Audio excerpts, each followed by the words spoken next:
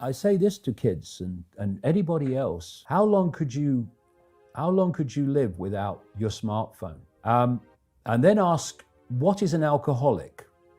What, an alcoholic is someone addicted to alcohol? Yeah. Why is he addicted to alcohol? Because he can't stop drinking it. Yeah. But you can't put your phone down. And if you do, within a few minutes, you pick it up again because you're addicted to it. So are you controlling that bit of technology in your hand, or is that controlling you? That's controlling you. So do you want your life controlled by a bit of technology? Do you want the rest of your life controlled by it? Or are you now going to go, I'm putting this down? Is that the first step for most people? Well, that's the first step. Put it down. Put it down. You see, if technology is going to be the servant rather than the governor, it has to serve the interests of humanity, and humanity does not have to serve it. We're in a situation now where humanity is serving technology. And it will be serving AI. Increasingly, it is serving AI in its algorithmic expression. I have a mobile phone of way back down, I think it's 3G, I call it. And it sits in a desk at my house for months on end, sometimes 6, 7 months. If I'm in a situation where I need to communicate with someone, that I won't have any other form of communication where I am, I might have it with me. I'll communicate and I'll say, I'll be on a landline at this time, and the thing goes off and goes back in the drawer for another 3, 4, 5, 6 months. It serves me rarely when I'm in that situation. And you find there is very, very little that won't wait till you're on a landline.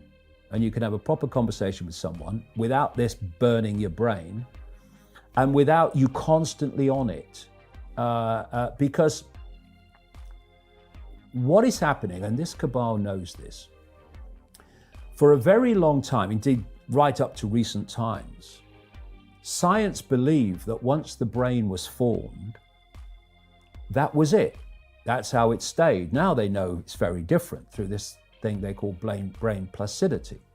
Brain placidity means the brain is changing in the way it processes information and the neuron networks it creates to process information on the basis of information received. So what we've had in this very short time is the human brain bombarded with digital electrical stimulus that it's never experienced before. And there have been books written by scientists about this. It's changing the human brain.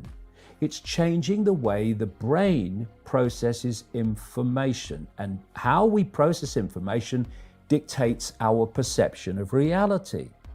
And kids are having their brains rewired. And you know, people talk about love. Well, and people think loving your children and wanting the best for your children is giving them things that they want.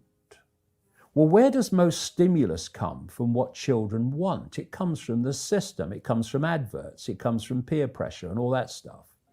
So the loving thing to do, the caring thing to do for your child from that perception of love is to give them a mobile phone. And they'll love you for it. They'll like you for it. Oh, thank you, Mom. Thank you, Dad. Just what I wanted. The really loving thing is not to give them a mobile phone and to take their disappointment and to take often their anger. You don't care about me, because you care about them deeply, because you're not supporting them going down this road of technological control. So when people say there's nothing I can do, I'm just little me, first of all, you're not little me, that's just a perception of yourself. But there's endless things we can do. The question is, are we going to do them? And that answer to that question will decide if we end up in this technological dystopia or whether we don't. And we better start making the choice quick, because it's moving fast.